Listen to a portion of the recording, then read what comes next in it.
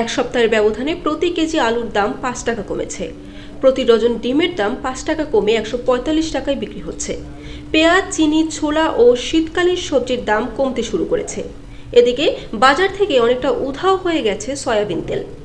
বাজারের বিক্রেতারা জানিয়েছেন, গত শুক্রবারও বিভিন্ন বাজারে প্রতি কেজি আলু ৮০ টাকায় বিক্রি হয়েছে, যা মঙ্গলবারে এসে ৫ টাকা কমেছে। সরবরাহ বাড়ায় শীতকালীন সবজির দামও কমেছে। এক সপ্তাহের ব্যবধানে কেজিতে ১০ টাকা কমেছে পেঁয়াজের দাম। প্রতি কেজি দেশি পেঁয়াজ বিক্রি হচ্ছে ১২০ টাকায়, আর আমদানি করা পেঁয়াজ বিক্রি হচ্ছে ১১০ টাকা। আলামউদ্দিন নামে একজন বিক্রেতা বলেন, কোম্পানি রেট বাড়াবে, এখন সাপ্লাই বন্ধ, ২-৩ দিন ধরে কোনো সয়াবিন তেল দিচ্ছে না। আরেক বিক্রেতা বলেন, অনেক দোকানে সয়াবিন তেল নাই, অনেকে আবার মজুত করে রাখছেন, দাম বাড়লে বেশি দামে বিক্রি করবে। কয়েকটি দোকানে প্যাকেটজাত সয়াবিন পাওয়া গেছে, তারা তেল বিক্রি করছে গায়ের রেটেই। সম্প্রতি শুল্ক কর কমিয়ে সয়াবিন তেলের দাম কমানোর উদ্যোগ নিয়েছে সরকার, কিন্তু সয়াবিনের দাম কমেনি। বিক্রেতারা বলছেন, তারা চাহিদার ১০% তেলও পাচ্ছেন না। বরিশাল নিউজ।